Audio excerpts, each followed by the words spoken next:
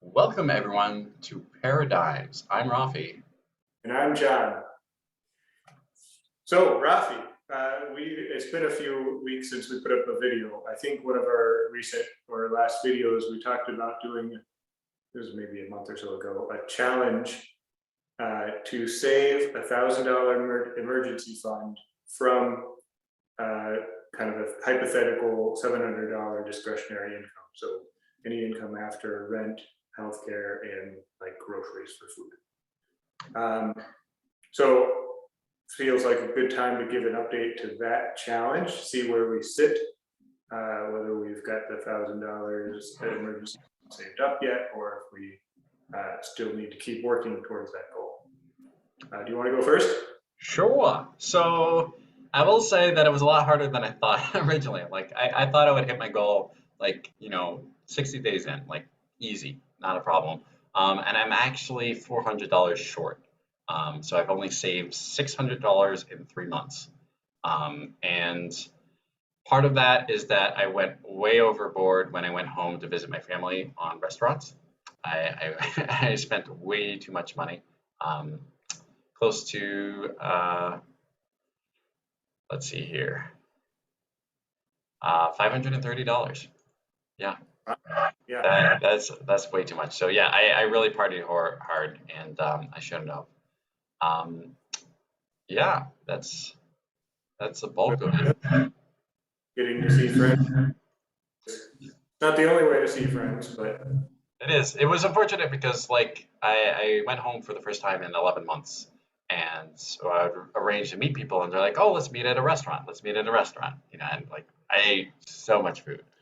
God, I never want to eat so much food again. Like every lunch and dinner was a restaurant. It was just nuts. Um, yeah, we need better hobbies, but unfortunately with COVID, like restaurants are one of the few indoor activities that people, go out and do. yeah. Yeah, And for so me, you. yeah, for me, I have a bunch of excuses. So in September, I bought a plane ticket to go to Texas in October. That was Well, like hold 300. up. What is your final amount before you give excuses? I don't know exactly. I haven't done the math, and it would take me. I don't have my budgeting set up quite in a nice way as you do. I imagine I'm right about having saved no money. So it's not like I spent extravagantly, but I did go to Texas, so the cost of the flight, and then the cost went in October of the rental car. And then in November, I went home to for Thanksgiving to Indiana, and I spent another $300 on a rental car because I don't own a car, and so I rented a car to drive out there. Plus, gas is closer to like 400. And without those, I think my spending is around about $500 a month. Uh, So and that would give you $600 in savings.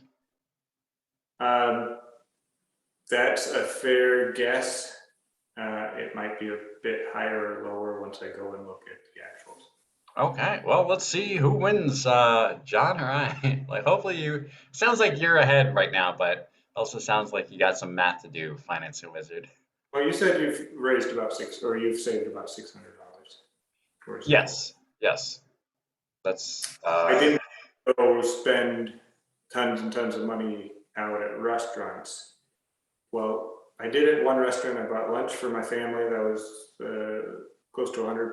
There's like 8 of us, so it wasn't like extremely expensive. But you go down to Texas and the uncle wants to pay for all your meals, and then he comes and you see him in Indiana and they want to pay for all your meals again. It's like at some point you just got to pay. yeah, that makes sense. And in Indiana, I almost didn't go out to eat. Well, I went out a couple of times with my brother. That's about it. But it wasn't every meal, breakfast, lunch, and dinner like you. So and I don't normally eat out too much here. Though in December, I am trying out HelloFresh, which is going to run me. I don't know how to categorize that because it's probably more expensive than groceries, but less expensive than going out to eat. Maybe I'll split the difference on that. As far as categories, interesting. So let's recap a little bit on why we're trying to save $1,000. Okay. Go for it. Me? Go, Rita. Oh, so we're not exactly followers of Dave Ramsey, but he's got some good principles, and he's not the only one that follows these steps. But the first step towards a secure financial basis or situation is having um, some amount of money, a month or two of expenses, really ideally, or up to 6 months of expenses saved up. So $1,000 is kind of the bare minimum that we would want to see somebody have to be able to cover emergencies. And so we took that as a goal to try to save that based on a limited income, so we can kind of empathize with people who maybe have a little less money than we happen to. Does that make sense? Yeah. And this is a bare minimum emergency fund. Usually the rule of thumb is 3 to 6 months of your current living expenses because on average it takes about 6 months for someone to find a new job. Of course, in these times, all the averages are really hard to come by because it's just so different month to month on what's going to Yeah. happen with the economy and the job situation. But that's where the general rule is. So yeah, we're trying for the bare bones minimum, like, just have this emergency fund. And the reason Because, why, because we reached the next step, which is being able to invest some of the money towards passive income investment and just for the future, like major bigger purchases. right? So a car or a vacation somewhere. That's right. Yeah, if you do not have an emergency fund, you should not be investing because that means as soon as the shit hits the fan, excuse my French, you're going to be screwed. So that's why the emergency fund is there, so that when your investments go south, you have some sort of level of protection, and it changes the game, folks. Like, I can tell you, like, just having that emergency fund just changes the way that you approach life.